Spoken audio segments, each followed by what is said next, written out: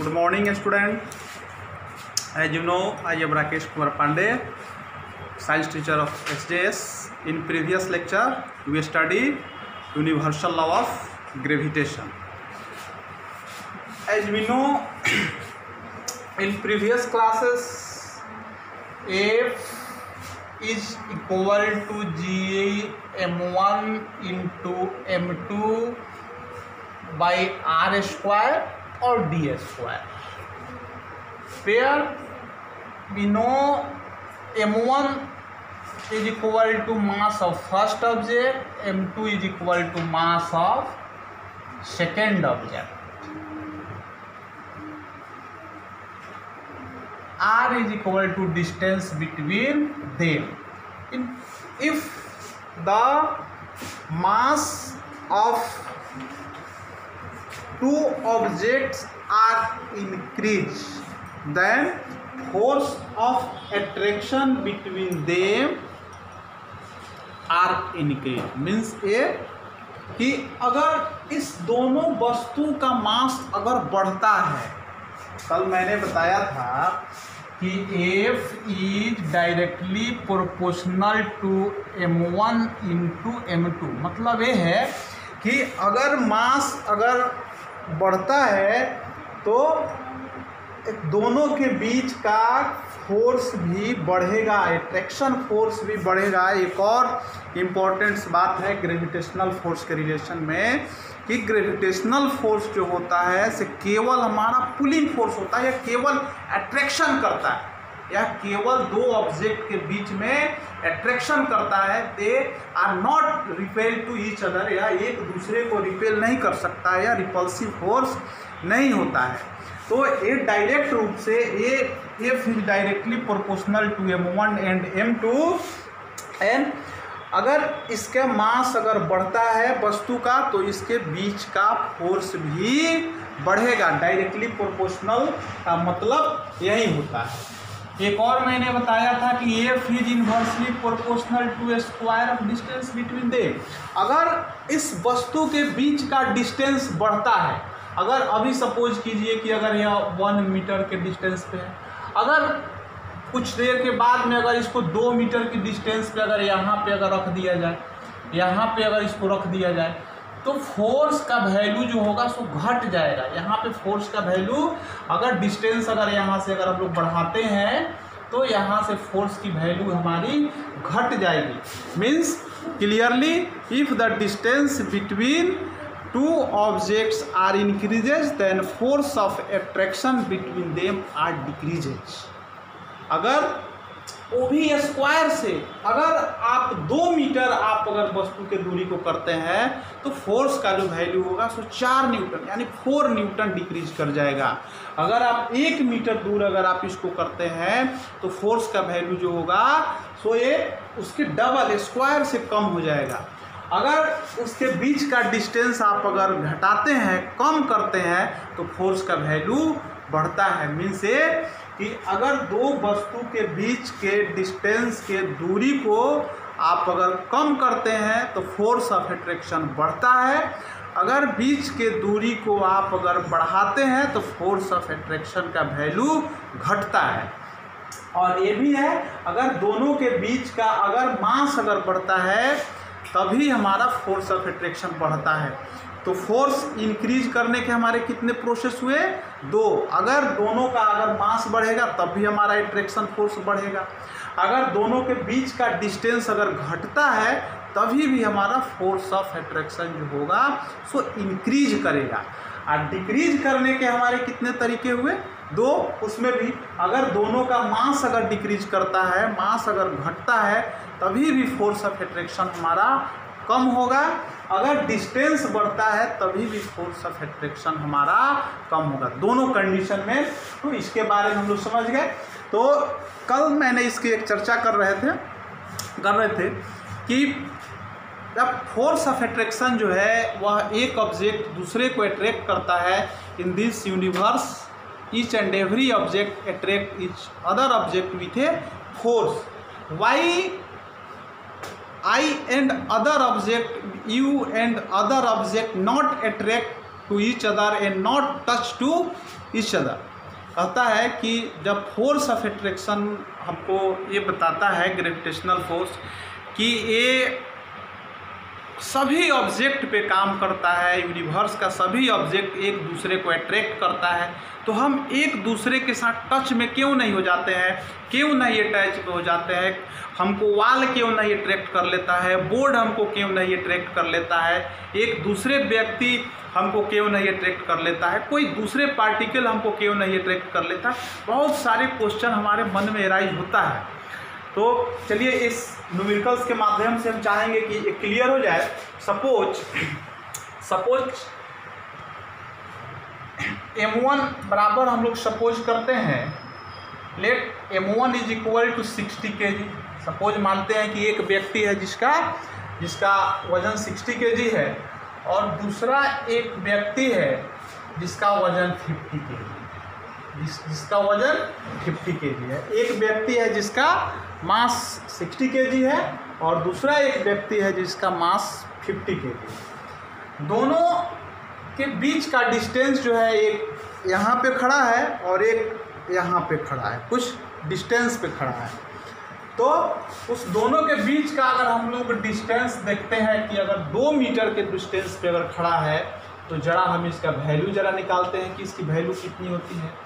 तो हम लोग देखते हैं कि F इज इक्वल टू हम लोग m1 इंटू m2/r² फार्मूला हमारा होता है। क्लियर। अब इस वैल्यू को जरा हम पुट करते हैं इसमें। F का जो वैल्यू होता है, कल मैंने लिखा था कि Fg का वैल्यू जो होता है सो 6.67 इंटू 10⁻⁻11 न्यूटन मीटर स्क्वायर पर केजी स्क्वायर। ये हमारा G का वैल्यू होता है। ठीक है, तो G का वैल्यू मैंने यहाँ पे पुट कर दिया। अब m1 का वैल्यू देखिए, m1 का वैल्यू हमने कितना लिया है 60 kg, तो हमने 60 kg यहाँ पे m1 का वैल्यू लिख दिया। m2 का वैल्यू देखिए, m2 का वैल्यू हमारा है 50 kg, तो हमने मल्टीप्लिकेशन दे करके m2 के वैल्यू को लिख दिया। अब इसके बाई में जो है सो हम लिखते हैं r का, तो 2 मीटर स्क्वायर, क्योंकि r² है, फार्मूला में r² होता है, तो हमने r का वैल्यू यहाँ पे पुट कर दिया है। अब इसको देखिए, अब इसको अगर हम सॉल्व करते हैं तो 6.67 into 10⁻⁻11 newton metre square by kg square into, अगर इस दोनों को अगर हम लोग मल्टीप्लिकेशन करते हैं तो 300 6 5 जा 30 3000 केजी स्क्वायर बटा अब बाई में 4 मीटर स्क्वायर, ये वैल्यू हमारे हो गए। अब इसको देखिए, एक केजी स्क्वायर हमारा ऊपर में है, एक केजी स्क्वायर नीचे में है, तो एक केजी स्क्वायर इससे कट जाएगा, ये मीटर स्क्वायर हमारा इस मीटर स्क्वायर से कट जाएगा। देखिए यहाँ पे फोर्स का वैल्यू आपको दिखने लगा कि ये केवल हमारा यहाँ पे सिंपल जो बच गया सो हमारा अब न्यूटन बचने जा रहा है। केवल यहाँ पे कितना बच गया, 1 न्यूटन, केजी स्क्वायर से कट गया, मीटर स्क्वायर इस मीटर स्क्वायर से कट जाएगा। अब इंटू 3000 है, अब इसको 3000 को क्योंकि 60 में आप 50 से मल्टीप्लिकेशन करेंगे तो हमारा 3000 होगा, तो 3 इंटू 1000 हम इसको लिख सकते हैं। अब बाई में 4 इसको हम 4 लिख दिए क्योंकि मीटर स्क्वायर से कट चुका है। अब जब आप इसको सॉल्व करेंगे तो ये वैल्यू जो हमारा है ये 6 इंटू 6 7 आई इंटू 10⁻⁻11 आई इंटू 3, इसको आप लिख सकते हैं 10⁻3 अब बाई 4, इस वैल्यू को आप इतना लिख सकते हैं। फिर आप इसको अगर सॉल्व करते हैं तो ये वैल्यू आपको आता है, ये दोनों का बेस सेम है तो पावर यहाँ पे घटेगा 6 7 इंटू, आप चाहें तो इसको 10⁻11 है तो यहाँ पे आप -8 लिख सकते हैं, बेस सेम रहता है तो पावर जुटता है, इंटू आप 3 लिख सकते हैं, ठीक है। अब बाई में 4 लिख सकते हैं। अब इसको आप अगर सॉल्व करेंगे तो ये देखिए 6 7 इंटू 10⁻−8 इंटू 3 या बाई ये आपका हो जाएगा 4 पर 00 आएगा। फिर आप इसको सॉल्व करेंगे 6 7 इंटू 10⁻−8 इंटू 3, ये आप इसको चाहें तो 4 ऊपर कर करके आप इसको 10 में आप स्क्वायर इसको लिख सकते हैं, 4 इंटू 100 हो जाएगा, 6 7 इंटू 10⁻−8 हो जाएगा। और जब पावर में जब ऊपर जाएगा तब 10 हमारा -2 हो जाएगा, i इंटू 3 हो जाएगा, अब बाई 4 हो जाएगा। 6 7 इंटू 10⁻−8 ये हमारा -10 हो जाएगा, i इंटू 3 हो जाएगा, अब बाई में 4 हो जाएगा। अब जब आप इसको कटाएंगे, इसको 4 से जब आप कटाएंगे तो 4 1 जा 4 ऊपर 2 4 6 जा 24 2 4 6 जा और डेसिमल 4 7 जा, i इंटू 3 i इंटू 10⁻−10। अब आप इसको आप अगर मल्टीप्लिकेशन करते हैं तो 3 7 जा 21 3 7 जा 21 और 3 6 जा 18 और 2 20 का 0 5 2 3 6 जा 18 और 2 20 5 2 और 3 1 जा 3 और 2 5 i इंटू 10⁻−10 डेसिमल यहाँ पे हो जाएगा। फिर भी देखिए अब ये आ गया हमारा 500 इंटू 10⁻−10 न्यूटन, सब में न्यूटन यहाँ पे शामिल था, देखिए सब में यहाँ पे न्यूटन है। देखिए अब इतना स्मॉल वैल्यू, क्योंकि इस वैल्यू को अगर हम लिखना चाहते हैं तो ये वैल्यू हमारी कितना आ जाएगा 5i इंटू 10⁻−8 न्यूटन, मतलब कि ये हमारा इतना कम फोर्स आ गया कि 10⁻−8 न्यूटन का ये फोर्स जो आ गया। ये दो व्यक्ति जो है कि अगर एक व्यक्ति 60 kg का है, एक व्यक्ति हमारा 50 kg का है, तो दोनों के बीच में कितना न्यूटन का फोर्स लगेगा 5 इंटू 10⁻−8 न्यूटन का। तो ये कैसे अट्रैक्ट करेगा, क्योंकि ये वैल्यू काफ़ी हमारी कम है। तो ये आपको मानना चाहिए कि कोई भी ऑब्जेक्ट कब किसी को अट्रैक्ट करेगा, जब उसका वैल्यू 6 डेसिमल 6 7 इंटू 10⁻−11 से उसका मास ज़्यादा होगा, तब इसके बराबर या इससे कम होगा तब तक हमारा अट्रैक्शन उसके बीच में पॉसिबल नहीं है।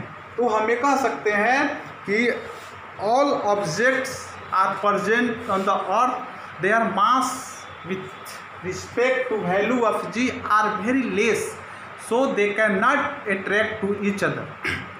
But in the cases of earth and other objects, the mass of earth are very huge with respect to other objects, so earth attract all other object towards its center because the mass of earth is very greater with respect to value of g।